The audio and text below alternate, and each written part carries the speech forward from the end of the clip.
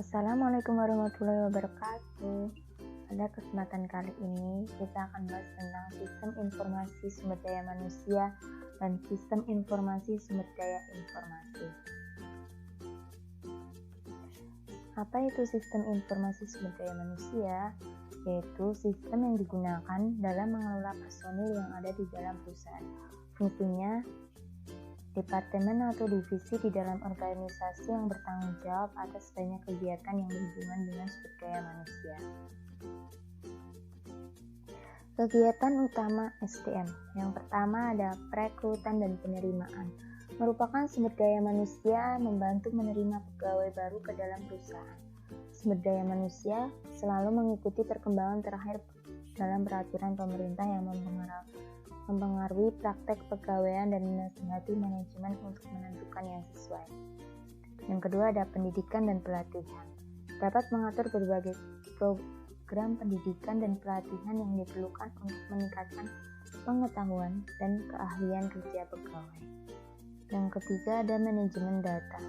Menyimpan database yang berhubungan dengan pegawai dan memproses data tersebut untuk memenuhi kebutuhan informasi pegawai. Yang terakhir ada penghentian dan administrasi tunjangan. Selama seseorang dipekerjakan oleh perusahaan, mereka menerima paket tunjangan. Setelah penghentian, SDM mengurus program pensiun perusahaan bagi mantan pegawai yang berhak mendapatkan.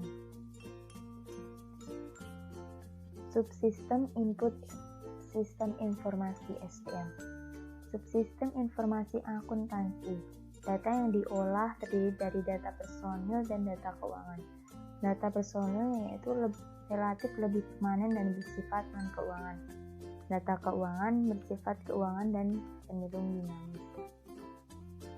Subsistem penelitian SDM mengumpulkan data melalui proyek penelitian khusus seperti penelitian suksesi, analisis dan evaluasi jabatan, penelitian keluhan.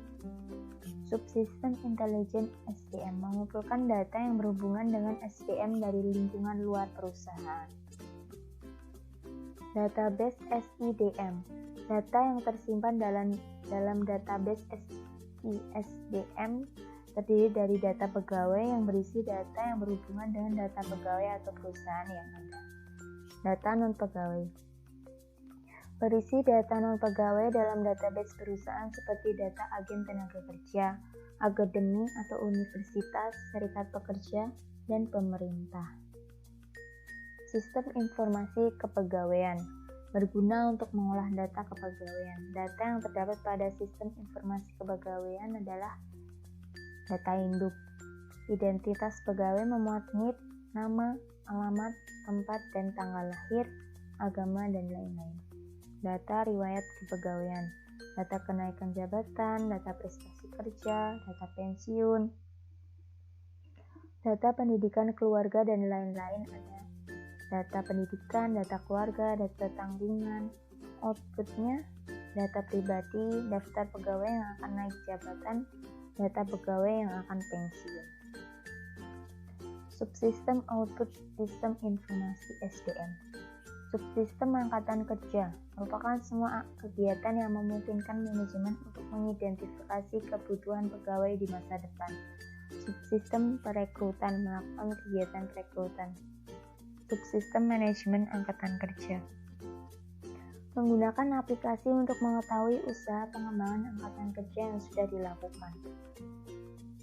Subsistem kompensasi melakukan proses penggajian. Inputnya data gaji pokok, data tunjangan, data kenaikan jabatan, data lembur, data potongan. Outputnya berupa laporan slip gaji, rekapitulasi gaji pegawai per bulan.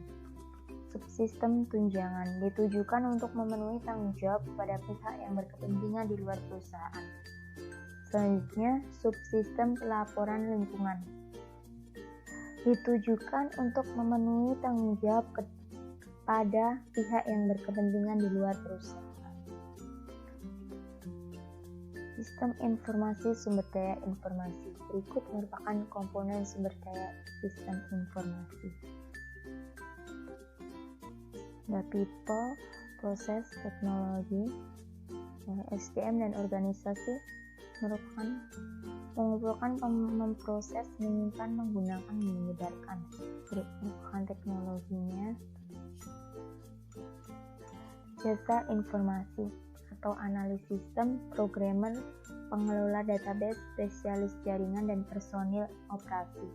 Sumber daya informasi perusahaan meliputi hardware, software, para spesialis informasi, pemakai, fasilitas, database, dan informasi.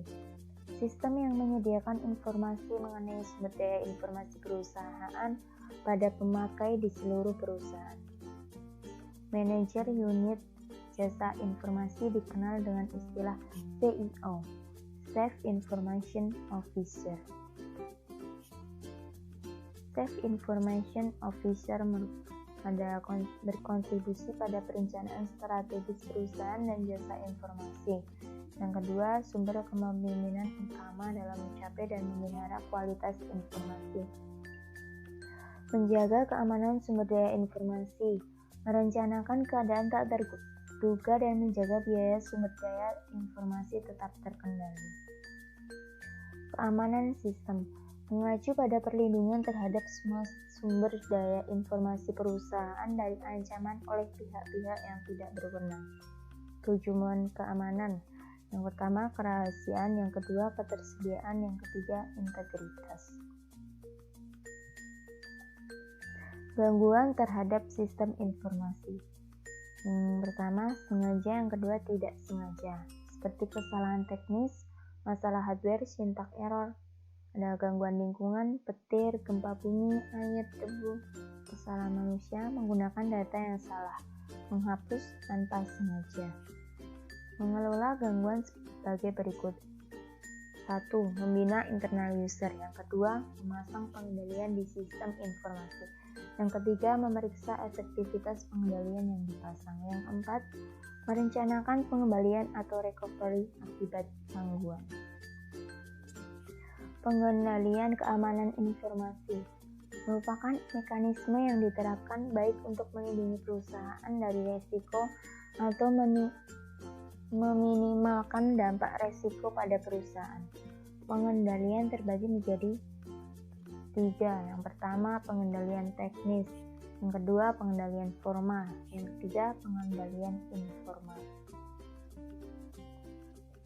Pengendalian keamanan informasi, pengendalian teknis, pengendalian akses, sistem deteksi gangguan, firewall atau dinding pelindung, pengendalian kriptografis, pengendalian fisik. Kedua ada pengendalian formal, penentuan cara berperilaku, dokumentasi prosedur dan praktik yang diharapkan dan pengawasan serta pencegahan perilaku yang berbeda dari panduan yang berlaku. Pengendalian informal, program-program pelatihan dan edukasi serta program pembangunan manajemen. Strategi pengurangan biaya manajemen informasi, konsolidasi, yaitu mengurangi jumlah sumber daya informasi yang terpisah. Downsizing merupakan transfer berbagai aplikasi berbasis komputer dari konfigurasi peralatan besar atau mainframe ke platform yang lebih kecil, seperti komputer mini, LAN berbasis PC. Smart sizing, pemindahan ke sistem yang kurang mahal tapi penuh daya. Yang terakhir, outsourcing, mengkontrakkan keluar semua atau sebagian operasi komputer perusahaan pada organisasi jasa di luar perusahaan. Keuntungan pengurangan biaya. Smart sizing, yang utama pengurangan biaya, yang kedua user friendly, yang ketiga lebih cepat dalam menjalankan sistem, yang keempat user dapat berpartisipasi dalam pengembangan sistem, yang kelima user dapat berkomunikasi dengan staf IT dengan lebih baik. Outsourcing, yang pertama pengurangan biaya, yang kedua dapat memperkirakan biaya-biaya masa depan. Sekian pembahasan kita kali ini. Terima kasih. Sampai jumpa di pembahasan selanjutnya.